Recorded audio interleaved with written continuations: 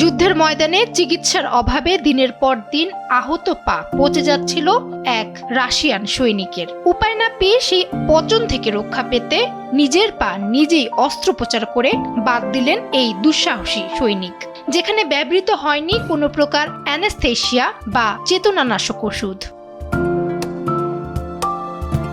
2022 সালে সেনাবাহিনীতে যোগ দেওয়া 39 বছর বয়সী এই সৈনিক রাশিয়ার ইয়াকুতিয়া অঞ্চলের বাসিন্দা। নাম আলেকজান্ডার ফেদোরভ। তিনি রাশিয়ার 9ম শক ব্রিগেডে কর্মরত ছিলেন এবং বাখমুত দখলের যুদ্ধে অংশ নিয়েছিলেন। তবে 2024 সালের জুলাই মাসে ডোনটস্কের এক গ্রাম দখলের অভিযানের সময় তিনি গুরুতর বিপদে পড়েন। সেই সময় একটি মাইন বিস্ফোরিত হয়ে তার 2 পা তিনি হারিয়ে ফেলেন।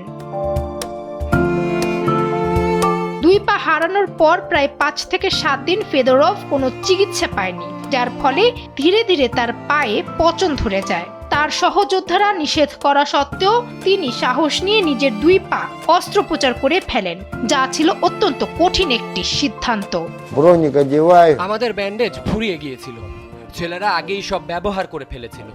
আমি ওদের বললাম চাদর বা যা পাও খুঁজে নিয়ে এসো। ওরা 3-4টে চাদর নিয়ে এলো। আমি একটা চাদর নিলাম এবং সেটাকে 10 সেন্টিমিটার টুকরো করে ছিঁড়ে ব্যান্ডেজ হিসেবে ব্যবহার করলাম।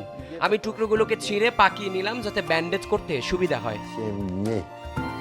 ফেদোরভ জানান সেই প্রচন্ড অসহ্য যন্ত্রণার মাঝেও তিনি কেবল তার বাবা মায়ের কথা ভেবেছিলেন, যেহেতু তিনি তাদের একমাত্র সন্তান। আমি তাদের একমাত্র ছেলে, আমি মরতে পারতাম না। আমি আমার মাকে কথা দিয়েছিলাম যে যাই ঘটুক না কেন আমি ফিরে আসব। আমি কথা দিয়েছিলাম আর আমি আমার কথা রেখেছি। দীর্ঘ চিকিৎসার পর ফেদোরভ এখন সুস্থ।